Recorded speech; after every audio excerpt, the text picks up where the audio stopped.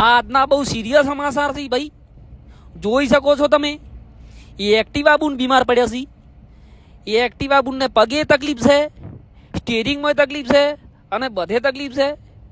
તે વિચાર્યું કે બ્રહ્માણી ઓટો ગેરેજમાં દાખલ કરીએ. તે બ્રહ્માણી ઓટો ગેરેજમાં એમને દાખલ કરવામાં આવ્યા.